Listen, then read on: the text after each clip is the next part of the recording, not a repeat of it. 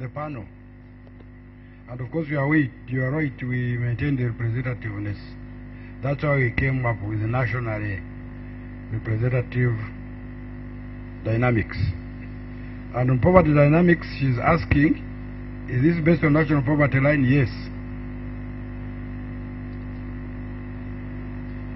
But we can also do based on international poverty line and see how. But since these are changes, I don't expect any radical departure. These are just trends and changes, dynamics. Now, again, my lecturer, Sarah, is asking, the education systems are interesting. There were such a big change over a period of 4 years. How do these figures compare to recent census? Let's wait on Thursday and see the comparison. I don't want to put the cat out of the bag. So we are going to see whether the census validates these panel findings. And that's the beauty of what we call having a lot of data set to check whether there is either internal consistency or because census is a bigger population other than the sample, we shall see whether it agrees with us. I think the question of representativeness, again, you have answered it.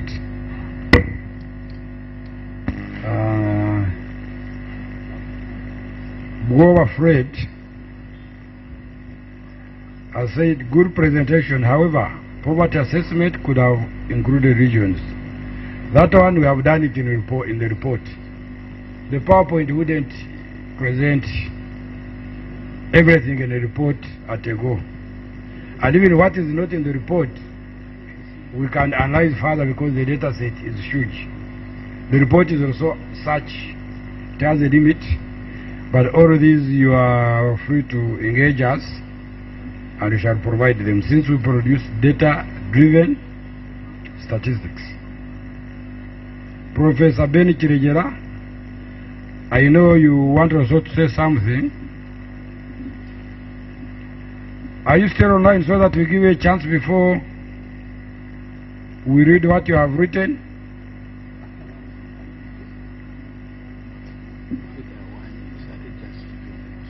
Is Professor still online? Professor Ben?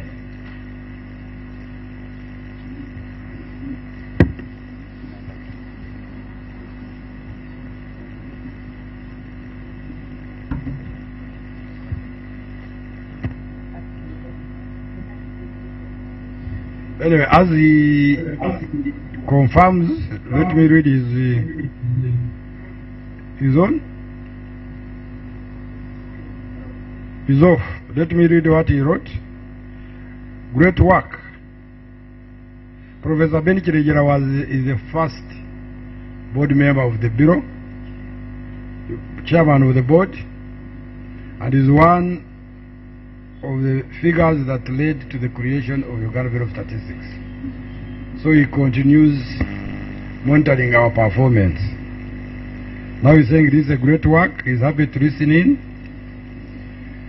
He has said you have some comments. He has asked whether you should type. I think he typed now. He's saying thank you, you both, for data innovation which are evident in the report.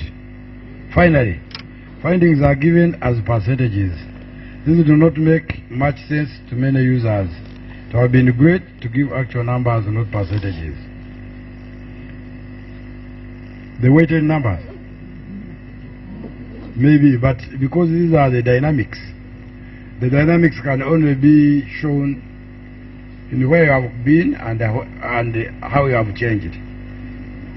But the numbers we have, because the percentages are coming from the numbers. It is just the nature of presenting a panel data sets compared to the cross-sectional. But we have the numbers. And our chairman says we are going to present the new government these numbers because we have a lot of data and statistics we have disseminated so that they can use them in their planning and policy formulation, and especially reporting the SDGs.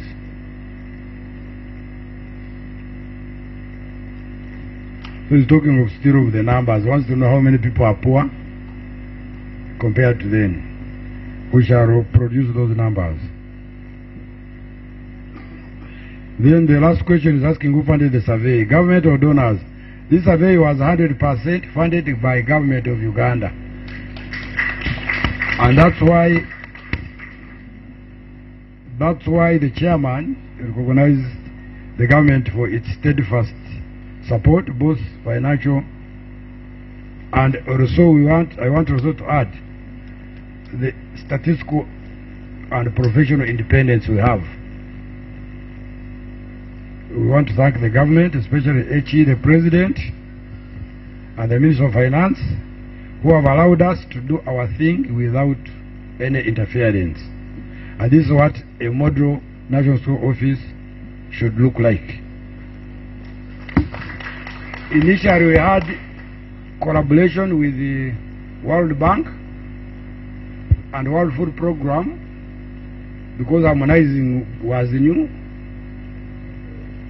Yeah, FAO,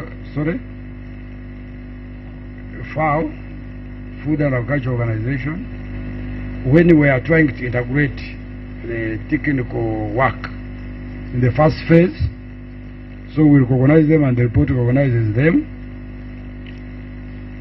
FAO provided initial funding for the household side, but that was in 2021-22. Later on, government funded for the other two waves. And we also have funds to start a new wave of 2026-27. So we are going to generate more longitudinal data. As per regional picture, we are I think we are the only ones who are producing this panel. The harmonized integrated survey data. I will find out whether other countries have published. There is an innovation, but they are still now. So we are leaders. And we shall also help our regional partners to ensure to produce statistics for harmonization. Dr. Waswa Francis of UNDP, he says all indicators seem to be performing well, but recent MPI figure based on the 2024 census shows increase in multidimensional poverty. What could be the problem?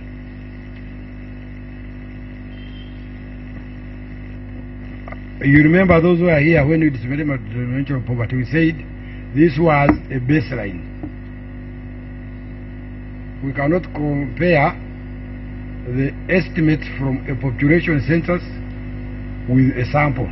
So we are taking the 2024 multidimensional poverty index as a baseline, and we are still refusing to be drawn into comparing the area MPI derived from surveys. But in the next UNHS, because now we are going to base on the frame of population census 2024, we shall be able to check the movements and the performance in MPI. And I want to inform the public that we are starting in June the data collection, preparations and correction of Uganda National Household Survey for 26-27. After that, we shall produce the MPI that can be compared with the multidimensional poverty index we generated from the census data. I think those are all that I have. And Dr. Francis Waswa, you are welcome to continue working with us. I know we are missing you. Come back. you know, there is some innovation he's doing with my IT people and the data science group, which will also enhance the data quantity and the quality, so that we can have more statistical information. I think that's all I had. Is there any other data cards?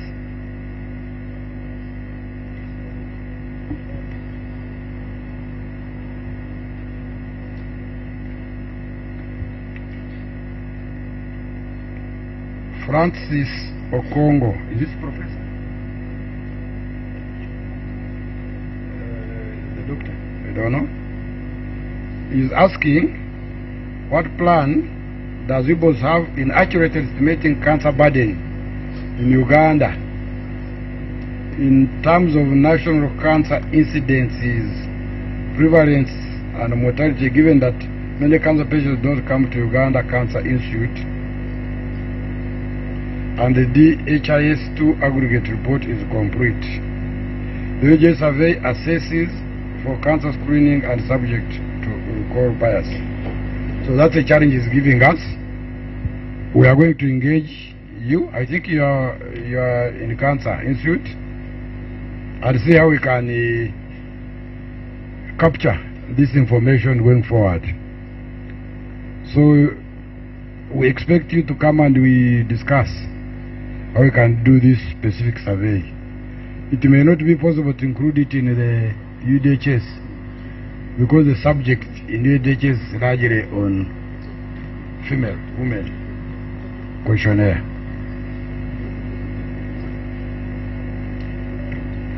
So I think we are done. The next is turned over to Didakas.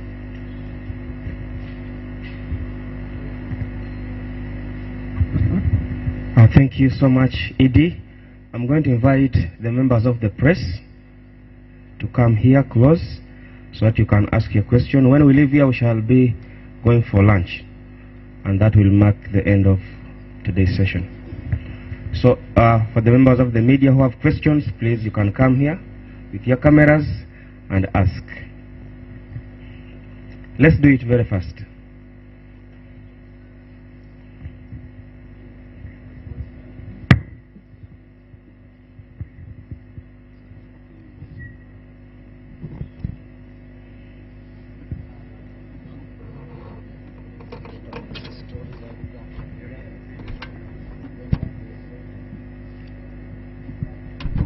Can you please come?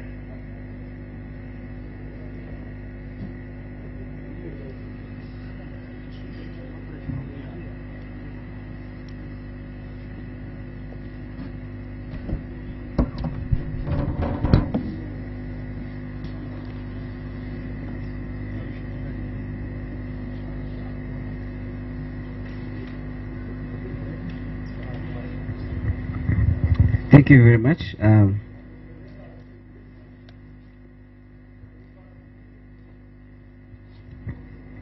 Thank you very much.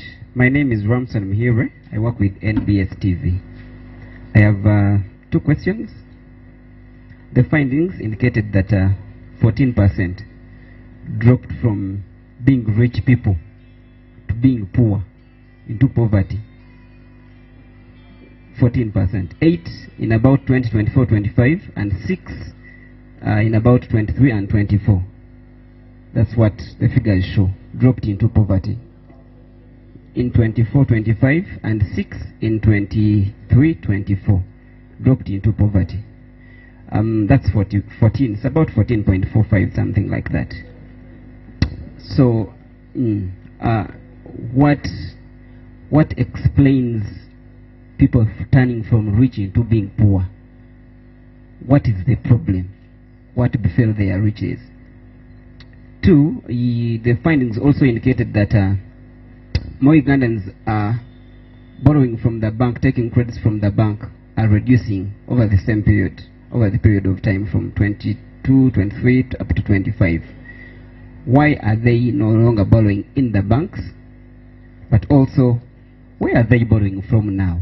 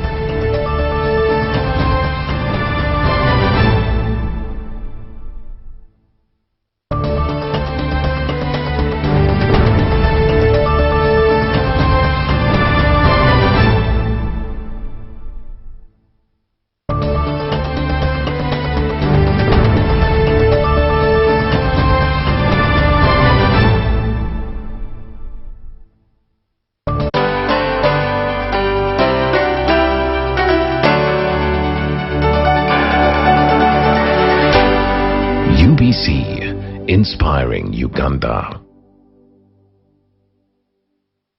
Exercise can't be sustained. Eating can't be stopped. It's even harder to lose weight. Come and give it a try.